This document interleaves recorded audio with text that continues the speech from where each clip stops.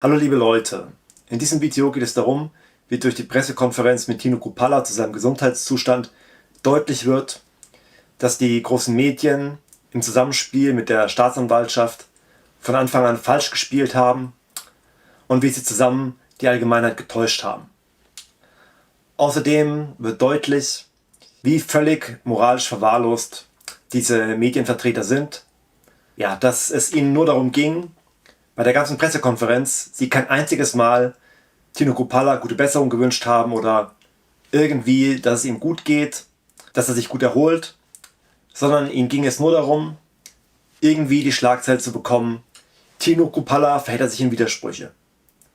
Man merkt es von Anfang an, zunächst sind die Nachfragen noch freundlich, aber je länger die Pressekonferenz voranschreitet, desto verzweifelter werden diese Leute, oder wie man es nennen will, und desto, dann fangen sie schon an, irgendwie Dinge zu verdrehen, wobei alles klar ist.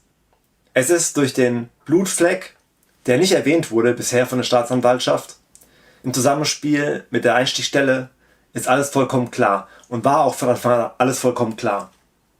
Tino Kruppalla hat keine Fehler gemacht, sodass keine Widersprüche bleiben und die Medienvertreter umsonst gehofft haben, irgendwie eine Schlagzeile machen zu können. Jetzt im Folgenden die Pressekonferenz in voller Länge, weil sie aus meiner Sicht wirklich bemerkenswert ist. Danach noch ein paar Worte zu der allgemeinen Berichterstattung und wie von Anfang an alles als Täuschung aufgezogen wurde. Ja, auch von meiner Seite herzlich willkommen. Ich möchte auch vorweg mich als allererstes bei den vielen Zusendungen der Genesungswünsche von letzter Woche bedanken, parteiübergreifend, aber auch natürlich viel aus der eigenen Partei, aus der Zivilgesellschaft, haben mich viele aufmunternde Worte erreicht. Dafür möchte ich mich hier herzlich bedanken, auch von Pressevertretern. Das hat mir durchaus auch auf dem Weg der Besserung geholfen. Ich möchte heute den Tag nutzen, gerade im Bereich der Berichterstattung der letzten Woche, um einige neue Fakten hier darzulegen. Ich werde mich nicht an Spekulationen beteiligen, die es in alle Richtungen durchaus gibt. Ich überlasse das absolut, was die Aufklärung angeht, der Staatsanwaltschaft und den Polizeibehörden. Es war immer mein Ansinnen gewesen und deshalb ist es mir auch heute erst möglich, auch aus gesundheitlichen Gründen, mich überhaupt dazu selbst zu äußern. Sie wissen, dass es einige Pressemitteilungen meines Büros und auch der Partei gab, dahingehend, wie es mir aktuell geht, wie der aktuelle Sachstand ist. Gleichwohl wollte ich auch diesen Vorwurf, der eventuell dann auch im Raum stand und stünde, der teilweise auch vom politischen Gegner oder von Personen, die es nicht gut mit der AfD meinen, genutzt wurde, dass wir das oder dass ich das vor allem in irgendeiner Weise politisch nutzen wollte und möchte und noch dazu in den Bezug zur Landtagswahl. Deswegen habe ich mich, wie gesagt, dazu bislang auch nicht geäußert. Nun gibt es ja Informationen pressetechnisch, auch von der Staatsanwaltschaft, die Informationen an die Presse gegeben haben. Wir haben auch heute erst eine Antwort zum ersten Mal von der Staatsanwaltschaft auch dahingehend bekommen. Die werde ich dann auch gleich einblenden, beziehungsweise Ihnen auch daraus zitieren. Die Bewertung und Beurteilung der Aussagen überlasse ich Ihnen. Das ist ja auch Ihre journalistische Arbeit und auch Ihre Aufgabe, das zu bewerten.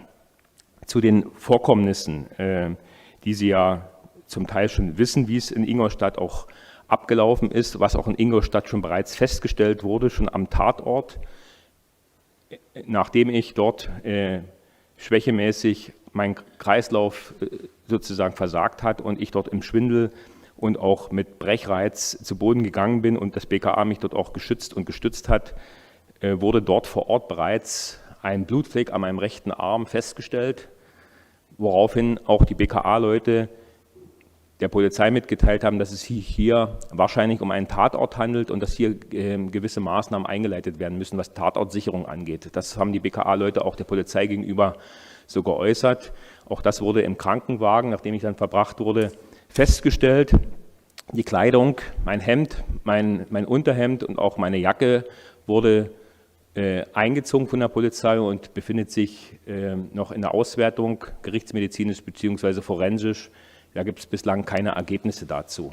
Was im Krankenhaus und auch schon bereits im Krankenwagen festgestellt wurde, dass es einen Einstich oder eine Stichverletzung am rechten Oberarm festgestellt wurde. Das wurde ja auch, wie Sie wissen, im Krankenhausabschlussbericht diagnostiziert und auch so festgeschrieben.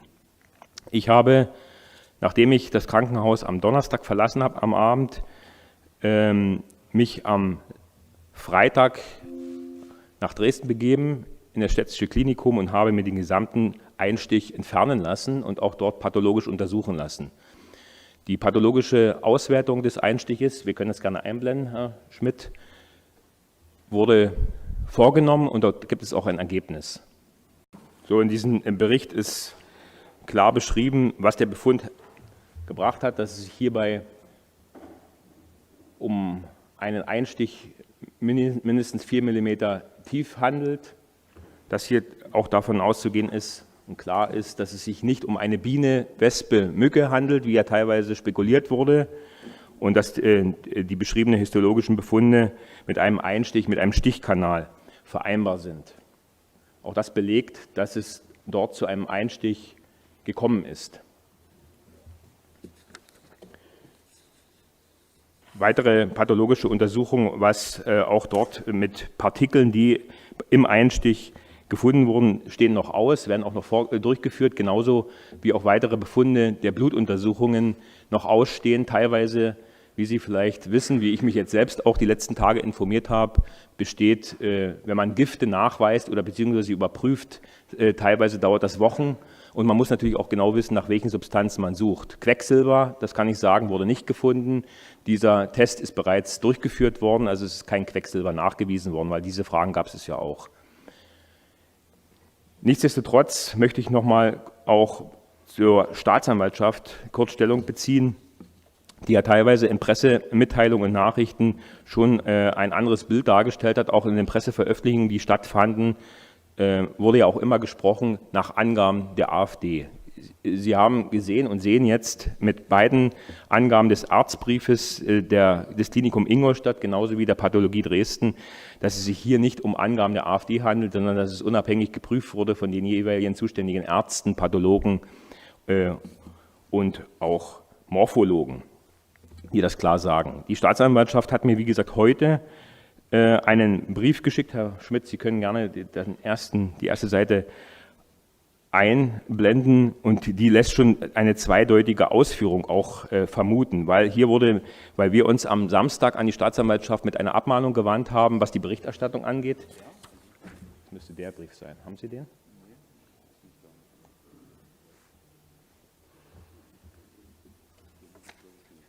Haben Sie nicht? Gut, dann kann ich ihn vielleicht mal kurz zitieren.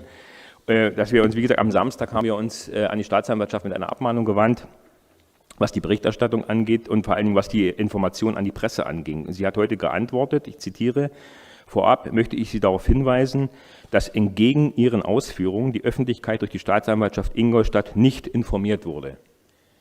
Der fortlaufende Satz: Auf Anfrage verschiedener Pressevertreter wurden den betreffenden Journalisten Auskünfte zum gegenständlichen Ermittlungsverfahren erteilt.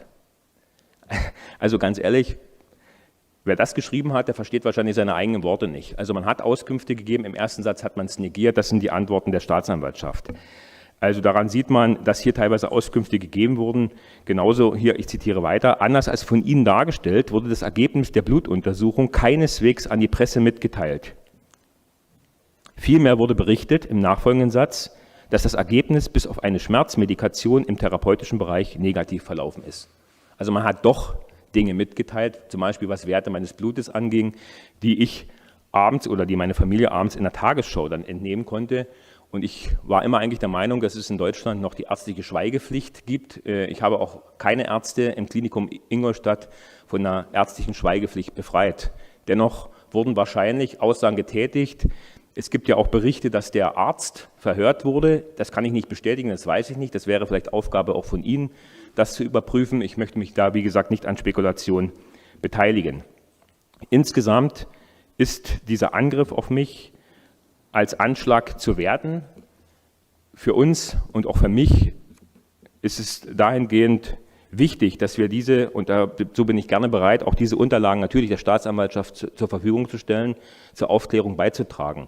Weil hier geht es nicht nur um die Person Tino Kruppalla, hier geht es für mich um vielleicht eine Qualität wie Politiker in diesem Land angegriffen werden, egal welcher Partei, das will ich ganz klar sagen, auch was Veranstaltungen angeht im öffentlichen Bereich, wo auch wir uns als Partei natürlich in Zukunft die Frage stellen, wie wir sie noch durchführen können, in welchem Sicherheitsbereich wir sie durchführen können und ob wir sie in Zukunft so durchführen können. Insgesamt muss ich sagen, auch das vielleicht dazu ist zu erwähnen, dass auch mir dort die Situation in Ingolstadt insgesamt schwierig vorkam, was die Veranstaltungen angeht, was die Veranstaltungsorganisation angeht, auch der zugelassenen Demonstrationen. Die AfD-Veranstaltung auf dem Platz in Ingolstadt war mittig gelagert und auch dort zugelassen. Links eingekesselt war eine Veranstaltung der sogenannten Zivilgesellschaft mit dem Oberbürgermeister, mit anderen Vertretern, auch anderer Parteien wie den Freien Wählern. Rechts von dieser AfD-Veranstaltung war die Antifa positioniert. Also auch das sind Dinge, die man in Zukunft wirklich, was die Entfernung auch dieser Veranstaltung angeht, wirklich genauer prüfen sollte. Ob man sowas überhaupt noch zulässt, ist die zweite Frage, gerade aus sicherheitsrelevanten Bereichen. Wie gesagt, aktuell nochmal zu den Fakten, die bislang, wie gesagt, feststellbar sind. Das ist der Blutfleck, der klar diagnostiziert und festgestellt wurde. Das ist der Einstich durch was auch immer, eine Nadel, Kanüle, beziehungsweise das ist pathologisch bestätigt worden, dass es sich um sowas gehandelt wurde. Bislang wurden keine weiteren Substanzen gefunden. Das besteht und ist doch weiter in Prüfung. Das sind die aktuellen Fakten.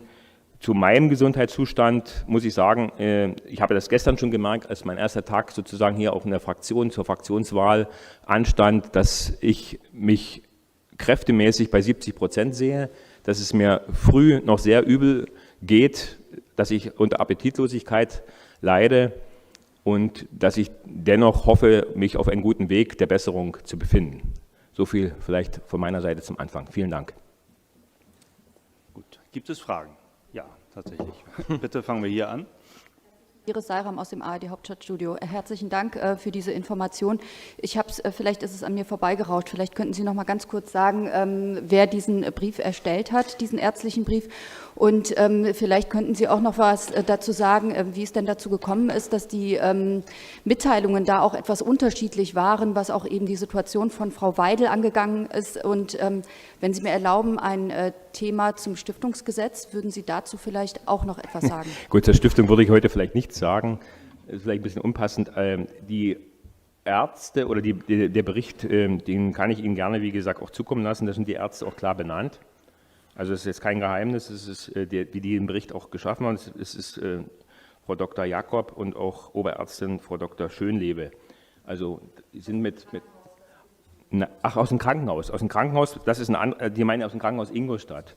Das sind andere Ärzte in der Tat, die den Arztbericht auch geschrieben haben. Das ist Dr. Med Blerim Luani und Dr. Med Peter Reil. Stefan Zimmer ist als Assistenzarzt noch hier mit genannt, die den Brief mit verfasst, beziehungsweise die unter diesem Brief der Entlassung stehen. Die zweite Frage, ich meine, die Berichterstattung mit Frau Weidel wurde natürlich in den Kontext sicherlich zusammengefasst, stehen aber in keinem Zusammenhang, zumindest was wir aktuell wissen. Also von daher kann ich dazu jetzt keine Auskunft geben.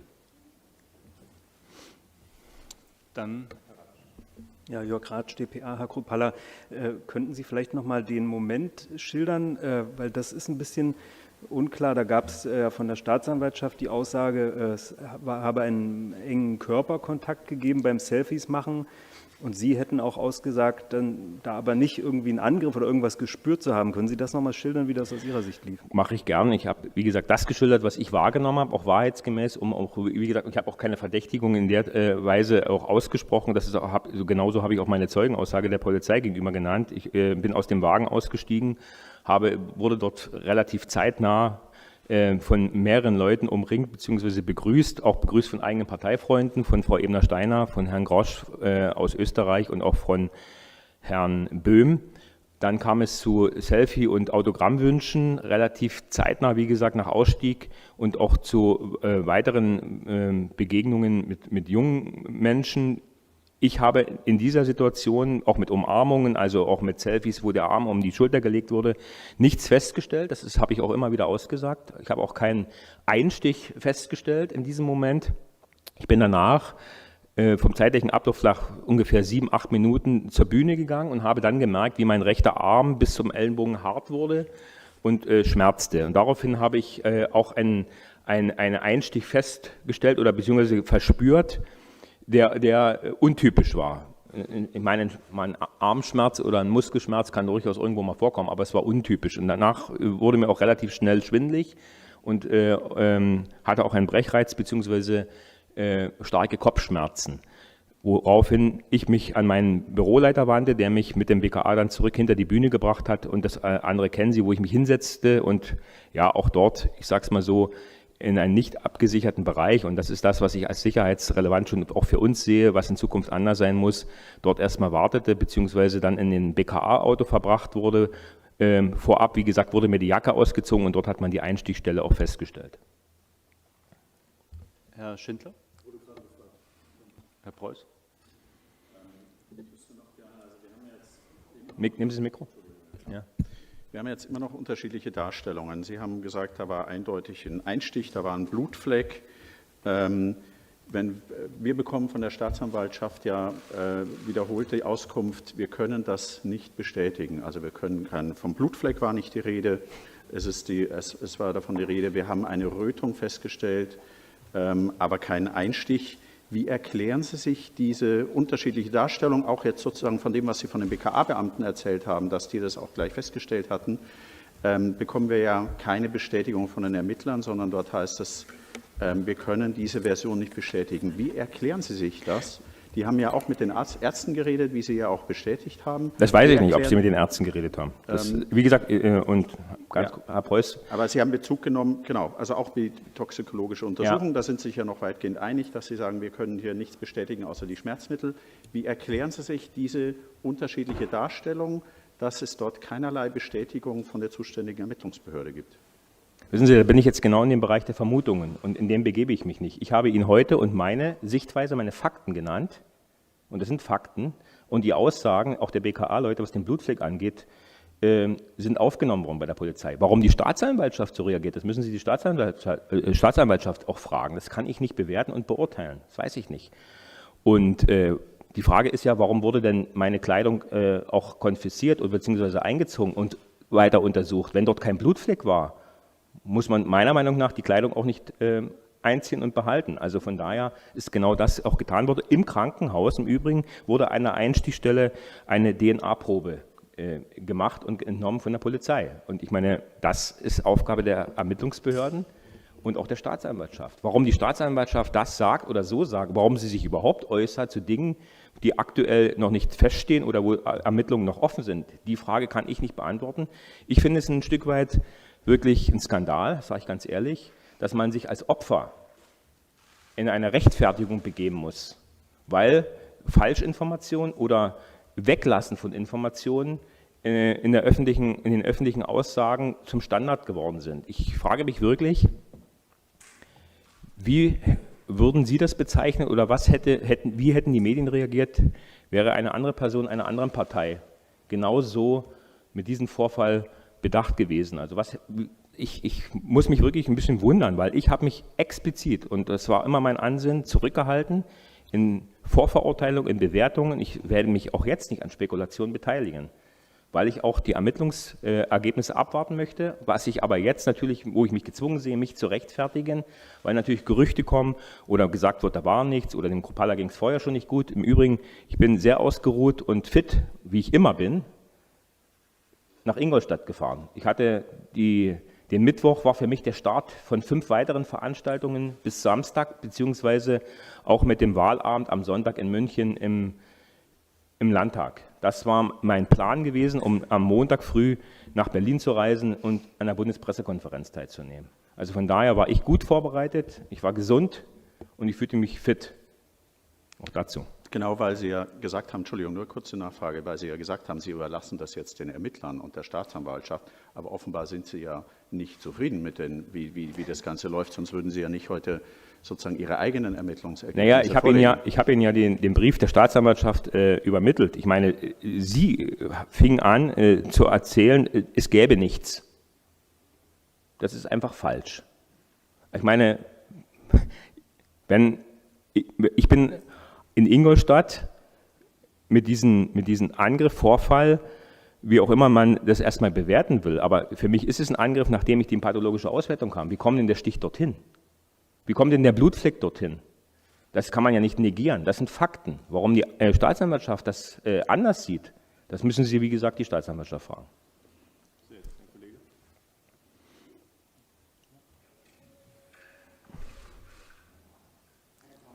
Herr Kruppalla, 2 Fragen. Einmal, seit wann reden Sie oder seit wann wissen Sie von dem Blutfleck? Und die zweite Frage wäre noch, Sie haben gesagt, Sie wollen sich an Spekulationen nicht beteiligen. Jetzt haben Sie mehrfach schon auf die Gegendemonstrationen von Antifaschisten hingewiesen. Und da wäre jetzt meine Frage, ist das nicht Ihrer Meinung nach auch eine Schlussfolgerung, die Sie da ziehen, wenn Sie sagen, dass sowas in Zukunft nicht mehr stattfinden sollte? Sehen Sie da einen Zusammenhang zwischen der Demonstration und dem Einstich?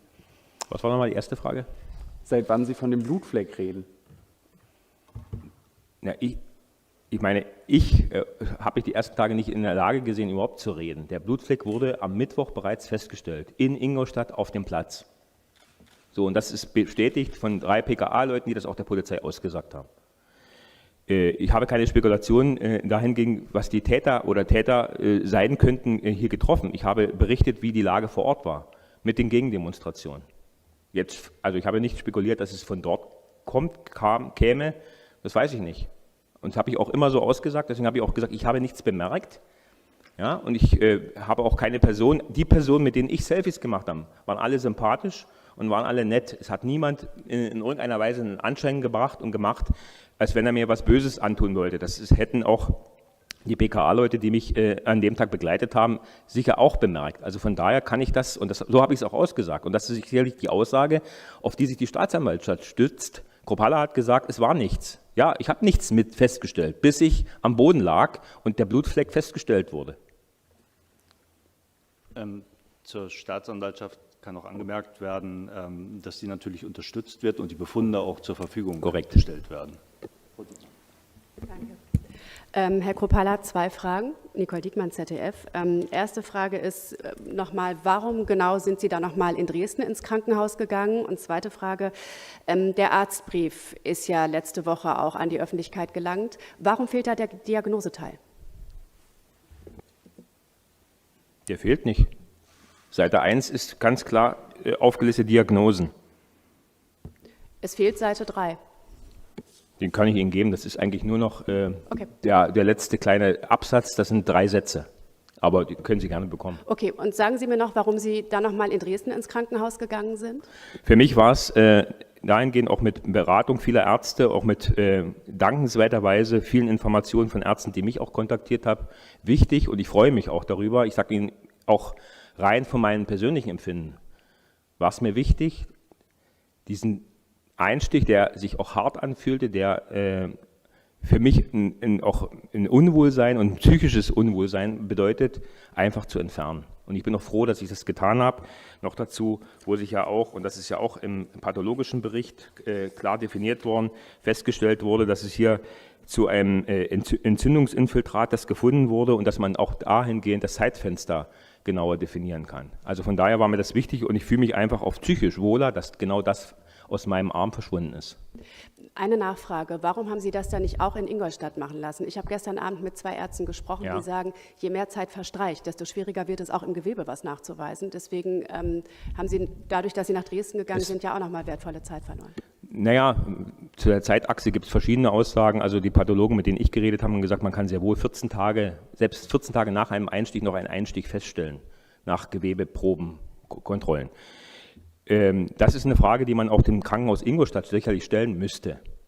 Warum? Weil es war sichtbar, es wurde ein DNA-Abstrich auch am Einstich vorgenommen, warum man das nicht pathologisch untersuchen hat lassen. Diese Diskussion gab es, das habe ich mitbekommen, aber man hat sich dagegen entschieden. Warum kann ich nicht bewerten? Ich bin kein Arzt. Ich fange jetzt nicht an zu sagen, was die Ärzte zu tun und zu lassen und zu machen haben. Das ist Aufgabe von den Ärzten. Ich will aber gleichwohl auch sagen, dass ich mich insgesamt in Ingolstadt gut aufgehoben gefühlt habe und ich mich auch beim Klinikum Ingolstadt bedanken möchte für die vorzügliche, auch schnelle ärztliche Versorgung.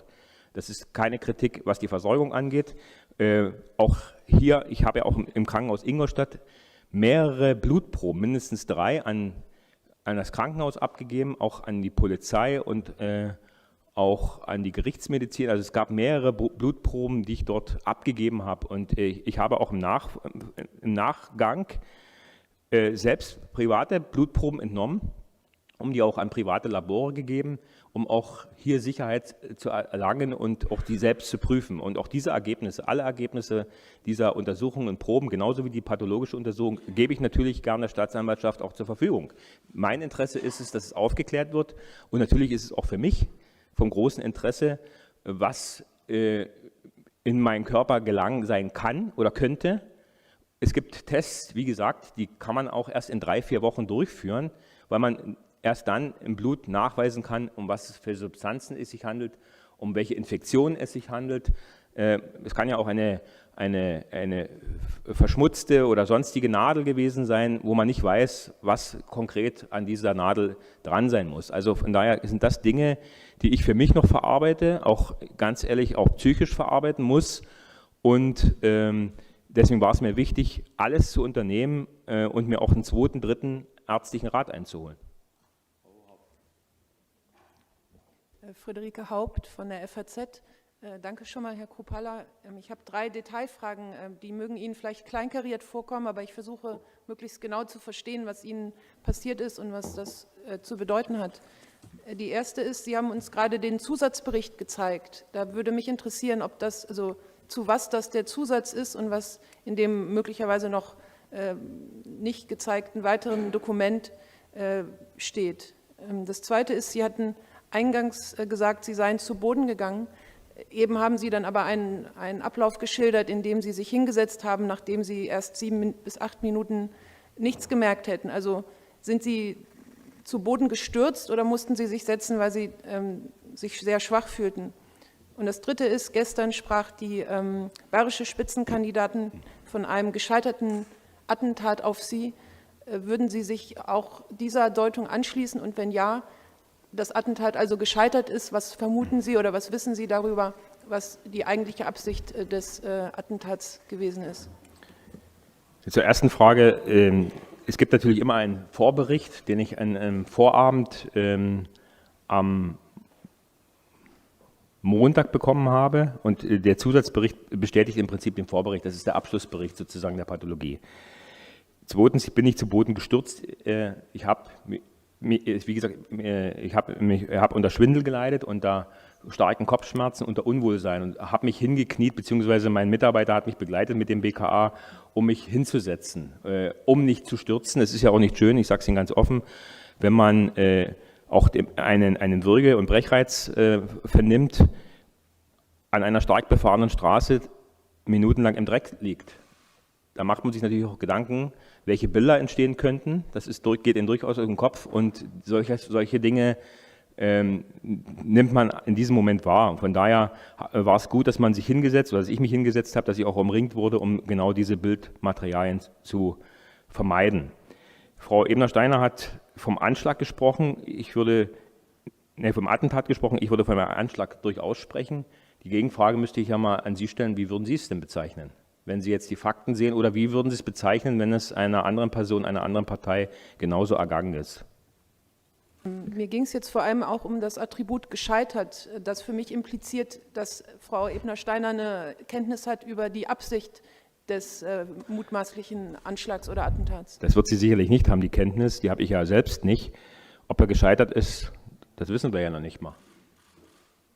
Und ich verstehe aber es gibt ja viele Äußerungen, ja auch sicherlich emotional, vielleicht auch über das Ziel hinausschießende Äußerungen von eigenen Parteifunktionären. Das will ich überhaupt nicht negieren, aber Sie müssen sich vorstellen, was es auch gerade im Abschluss eines Wahlkampfes mit den Personen ausmacht und wie es den Personen eigentlich damit auch geht, wo man bis heute nicht weiß, was ist eigentlich vorgefallen und kann es auch andere Personen treffen. Das habe ich ja eingangs auch gesagt, was die Sicherheitsrelevanz angeht, auch für unsere Partei, auch für Veranstaltungen. Vielleicht sind wir mit vielen Dingen, und das ist auch ein Stück weit Eigenkritik, in den letzten Monaten, Tagen, Jahren zu leichtsinnig umgegangen. Und vielleicht haben wir eine andere Situation auch in Deutschland, was die Sicherheitslage angeht. Das betrifft nicht nur die AfD, obwohl wir natürlich mit diejenigen sind, die am meisten angegriffen sind. Und wenn ich jetzt mal die Genese meiner eigenen Person sehe und die Auflistung gehe, von privaten Angriffen, von Beschmierungen meines Wohnhauses x-mal, vom Anschlag auf mein Familienauto zu Hause, was abgebrannt wurde, ja, von Beschmierungen von Bürotüren im Bundestag der Vorsitzenden, von Beschmierungen der Autos im Bundestag von den Vorsitzenden, was nicht aufgeklärt wurde, wo man sich meint und denkt, selbst im Bundestag kann man nicht sicher sein. Da müssen Sie mal verstehen, was in den Personen, in den Menschen vorgeht und wie man sich selbst fühlt. Wo kann man eigentlich noch frei öffentlich in diesem Land auftreten, ohne permanent die Angst, die Gefahr zu spüren, dass heute was passieren könnte. Und das finde ich schon ein Stück weit relevant. Und wie gesagt, hier geht es nicht um meine Person im Vordergrund, hier geht es für mich um die Sicherheit auch der gesamten Politiker unserer Partei, aber auch aller anderen. Gut, wir müssen ein bisschen auf die Zeit achten, deshalb bitte kurze Fragen, Herr Kollege. Herr Kruppalla, Clemens Justus, Weltfernsehen, könnten Sie bitte noch mal kurz die tatsächlichen medizinischen Neuigkeiten zusammenfassen? Gut, die medizinischen Neuigkeiten, Sie haben den Pathologiebericht, das sind die medizinischen Neuigkeiten. Bislang, wie gesagt, das habe ich ja schon erwähnt, wurden in den Blutproben keine Substanzen festgestellt. Ist das, was ich an den aktuellen, nach den aktuellen Substanzen, wie zum Beispiel Quecksilber, gesucht wurde. Aber Sie wissen, das habe ich ja eingangs auch schon mal gesagt, es ist nicht so, dass man das Blut kontrolliert und dann kommt raus, das ist im Blut oder könnte enthalten sein. Man muss konkret wissen, nach was man sucht, um überhaupt festzustellen, ob es im Blut vorhanden ist. Ob es ein Tiergift ist, ein Schlangengift etc. Es gibt ja mittlerweile so viele Varianten. Wie gesagt, ich bin mittlerweile selbst und habe mich da selbst informieren und belesen müssen. Ich kannte mich mit solchen Sachen nicht aus, ich bin auch kein Arzt. Kurze Nachfrage, nach was wird denn genau gesucht? Sie haben doch mit Sicherheit Auskunft darüber, nach was jetzt in Ihrem Blut gesucht wird. Ja, allen möglichen Substanzen, Quecksilber, Novichok ist sicherlich auch dabei, also auch diese Dinge werden untersucht. Nochmal, wir können ja nicht ausschließen, von welchen Personen oder von ja, auch Diensten hier eventuell was vorgenommen wurde. Herr Findhammer. Volker Fintermann, Deutschlandfunk. Herr Kruppalla, wenn ich Ihren Ausführungen folge, steht ja jetzt ganz nüchtern betrachtet Aussage gegen Aussage und mich würde deshalb interessieren, wie Sie jetzt weiter vorgehen wollen. Sie haben jetzt Meinungen von dritten Instituten eingeholt. Wollen Sie jetzt juristisch gegen die Staatsanwaltschaft in Ingolstadt vorgehen, damit es zu einer Klärung kommt, oder reicht es Ihnen, die Informationen zur Verfügung zu stellen, damit dort das vor Ort geklärt wird? Ja gut, wir sind ja im juristischen Kontakt mit der Staatsanwaltschaft, wie ich Ihnen gesagt habe, da wir am Samstag bereits die Unterlassung auch der Staatsanwaltschaft zukommen lassen haben. Ich überlasse alle Ergebnisse und Unterlagen der Staatsanwaltschaft und hoffe natürlich auch im Gegenzug, das sage ich auch ganz deutlich, auf Informationen zum Beispiel auch meiner Kleidung, dass ich diese Informationen als Geschädigter, als Opfer zuerst erhalte. Ich denke, das hat ein Stück weit was mit Pietät zu tun, mit Anstand. Diese Zusammenarbeit, die wünsche ich mir. Und wenn die Staatsanwaltschaft trotz Ihrer Erläuterungen an Ihrer Einschätzung oder an Ihrer Bewertung festhalten sollte? Ja, dann ist es eine Bewertungssache. Ich meine, Sie haben es ja richtig gesagt, wenn Aussage gegen Aussage steht, was soll ich da juristisch klären lassen? Also ich denke, wir werden die nächsten Tage und Wochen vielleicht noch weitere Ergebnisse bekommen. Ich hoffe es. Und dann gilt es, das sicherlich auch neu zu bewerten. Herr Kruppalla, laut vorläufigem Arztbrief wurde bei Ihnen in Ingolstadt ja auch ein sogenannter kompletter Rechtsschenkelblock festgestellt, also eine Störung der Erregungsleitung im Herzen. Wurde Ihnen da von den Ärzten mitgeteilt, ob es da einen Zusammenhang geben könnte zu diesem Einstich, beziehungsweise was wurde Ihnen zu diesem Rechtsschenkelblock, der ja verschiedene Ursachen haben kann, was wurde Ihnen da von den Ärzten mitgeteilt? Genau, das ist auch noch in Klärung und Prüfung, deswegen habe ich das jetzt auch nicht erwähnt, ob es in diesem Zusammenhang ein kurzfristiger Schaden vorhanden ist oder ob der schon vorher vorhanden sein kann, ist durchaus möglich. Also das ist noch, wie gesagt, in medizinischer Abklärung, das lasse ich auch noch aktuell hausärztlich weiter untersuchen, aber auch durch andere Ärzte. Ja, anschließend daran, Sie haben ja auch noch mal gesagt, dass Sie sich an dem Tag fit gefühlt haben. Wurde denn bei dieser ärztlichen Untersuchung zum einen oder auch bei der polizeilichen Befragung irgendwie nach dem Ausschlussprinzip vorgegangen, dass man also sagt, wir wissen jetzt nicht genau, was da vorgefallen ist, aber wir können, sagen wir mal, ausschließen, Sie haben morgens ein warmes Fischbrötchen oder alte Mayonnaise oder sowas gegessen oder irgendwie solche Sachen, wäre ja auch eine Methode. Und das Zweite, sind Ihnen nochmal Informationen zugegangen bezüglich, da war die Rede einmal von so einer Pinnwandnadel, die gefunden wurde, und von 2 möglichen Personen, deren Personalien da festgestellt wurden? Also natürlich wurde ich gefragt, was ich an dem Tag gegessen habe, was ich vorher gegessen habe. Das kann ich Ihnen auch sagen. Das habe ich auch so ausgesagt, dass es ein Apfel war, den ich 2 Stunden vorher gegessen habe im Auto, weil ich war ja auf direkter Anreise zu Ingolstadt. Wie gesagt, ich habe mich nicht unwohl gefühlt, ich war gut vorbereitet, ich war fit, habe mich auf die Tage gefreut, habe mich auf den Wahlkampfabschluss auch am Sonntag in München gefreut.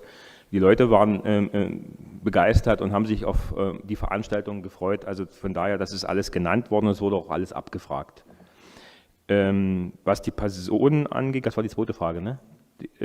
Wie gesagt, die Personalien aller Personen wurden aufgenommen, es wurden alle auch befragt und vernommen. Das ist mein Kenntnisstand. Über die Ergebnisse darüber weiß ich nichts und das gilt es auch abzuwarten. Ich kann jetzt noch eine Frage, Herr Steffen. Ja, ich habe jetzt noch nichts gehört zu dieser Frage Injektion. Ach so, die Nadel wollten Sie noch wissen. Ganz kurz vielleicht dazu. Es wurde eine Pinnwandnadel entdeckt. Das Foto habe ich auch gesehen. Ich weiß nicht, ob das mir ein Polizeibeamter gezeigt hat auf dem Handy. Fotos habe ich jetzt so nicht gesehen, ist korrekt. Auch die wurde, wie gesagt, eingezogen und wird noch überprüft, Ergebnisse zu, ob das Tatwerkzeug sein kann. Aber wenn man jetzt den pathologischen Bericht sieht, auch von der Tiefe, spricht es eigentlich dagegen. Und ich denke, einen Stich mit so einer Nadel hätte ich wahrscheinlich auch gespürt. Ich habe jetzt noch nichts gehört zu dieser Frage Injektion und toxische Substanz. Also laut Staatsanwaltschaft ist ja im Anamneseteil des ersten Arztbriefes die Rede von mit Spritze in den rechten Oberarm gestochen, mit Spritze. Und in dem presseöffentlich gewordenen Teil ist von einer intramuskulären Injektion mit unklarer Substanz die Rede. Das finde ich jetzt hier nach meinem laienhaften Verständnis nicht wieder. Und mich würde nochmal interessieren, wie es zu diesen Niederschriften kam. Haben die einfach das niedergeschrieben, was Sie ihnen dort erzählt haben, Ihre Vermutungen und Befürchtungen? Oder wie kommt es dazu letztlich, dass dieser Teil der Informationen heute überhaupt gar keine Rolle spielt, sondern wir nur über einen Einstich reden? Ja, also Herr Steffen, da muss man vielleicht unterscheiden. Wir haben ja hier den Bericht der Pathologie eingeblendet und nicht den Arztbrief oder den Entlassungsbrief aus dem Krankenhaus Ingolstadt, wo genau das erwähnt wurde, was Sie gerade gesagt haben. Und ich kann hier mal daraus zitieren. Hier ist klar beschrieben, körperlicher Untersuchungsbefund. Und den körperlichen Untersuchungsbefund muss ein Arzt vornehmen. Den kann ich ja nicht selbst vornehmen, sonst brauche ich ja nicht ins Krankenhaus gehen. Wenn ich dem Arzt sage, jetzt schreiben Sie mal bitte in den Befund hinein, dies und jenes, also Entschuldigung, was ist das für eine ärztliche Sorgepflicht? Körperlicher Untersuchungsbefund, hier wurde klar festgestellt, nach Absuchen des gesamten Körpers unter dem Punkt Extremitäten, keine Beinödeme, Nadelstich, rechter Oberarm im Bereich M. deltoideus. Das steht als Befund im Ärztebrief. Für mich gibt es da keine 2 Fragen. Und in der Epikrise wird erwähnt, die intramuskuläre Injektion mit einer unklaren Substanz zur weiteren Überwachung und so weiter und so weiter. Das steht in dem Arztbrief drin. Das sind nicht Schilderungen, die ich gemacht habe, weil, ganz ehrlich, ich bin medizinisch nicht so bewandert, um solche Äußerungen dem Arzt ins Heft zu diktieren. Ja, Nachfrage, die Anamnese fußt ja auf Schilderungen des... Die Anamnese ist separat auch in diesem Arztbrief hier aufgenommen worden und dort werden meine Aussagen in der Anamnese auch so benannt. Danach kommt der körperliche Untersuchungsbefund und die Epikrise. Und das ist ärztliches Wissen. Ansonsten nochmal, wenn das nicht so geschehen wäre, dann hätte der Arzt gegen die Sorgfaltspflicht auch verstoßen. Er kann ja nicht in den Brief hineinschreiben, was ich ihm sage. Also das wäre ja so, als wenn ich zum Arzt gehe und sage, Herr Doktor, mir hat jemand ins Genick geschossen, schauen Sie mal nach. Ist ein bisschen eigenartig. Vielen Dank für Ihre Fragen. Mit Blick auf die Zeit müssen wir jetzt leider Schluss machen. Ich danke Ihnen für Ihr Interesse. Schönen Tag noch.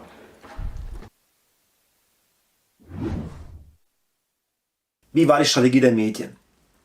Es wurde so getan, als wäre nichts Schlimmes passiert. Also es wurde im Blut nichts gefunden.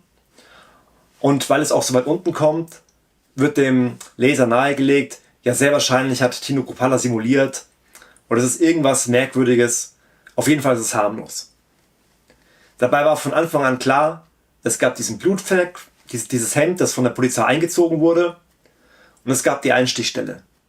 Es war also von Anfang an klar, dass ein Anschlag auf Tino Kruppalla war. Und wie haben das die Medien jetzt gemacht? Sie wollten Zeit gewinnen. Sie wollten Zeit gewinnen, bis das Thema unwichtig ist.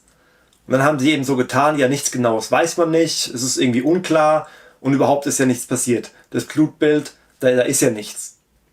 Wobei das natürlich gar nichts sagt, dass das Blutbild, dass man noch nichts gefunden hat, weil erstens dauert es einige Wochen und vor allem gibt es Substanzen, die sich auch schnell auflösen.